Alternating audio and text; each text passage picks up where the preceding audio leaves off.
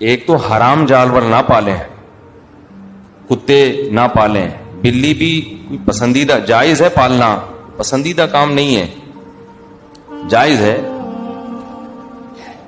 کتے پالنے میں حدیث میں آتا ہے جس نے کتا پالا روزانہ اس کے اعمال سے ایک قرات نیکی کم ہوگی، پہاڑ کے برابر نیکیاں کم ہوتی، ضائع ہو رہی ہیں روزانہ ڈیلی بیسس پہ اس کی نیکیاں۔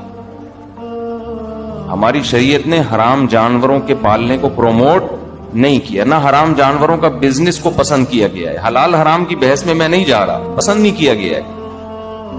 اسلام چاہتا ہے وہ کام کرو جس کا انسانیت کو فائدہ ہو۔ کتا کیا کاٹ کے کھائیں گے آپ؟ وہی بات ہے، وفادار ہے تو پالتے ہیں، وفادار ہے اس کی وفاداری سے فائدہ اٹھانا ہے، ضرورت ہے تو ٹھیک ہے، ضرورت نہیں ہے تو یہ کوئی ایسی وفاداری نہیں ہے جس سے دل لگایا جائے۔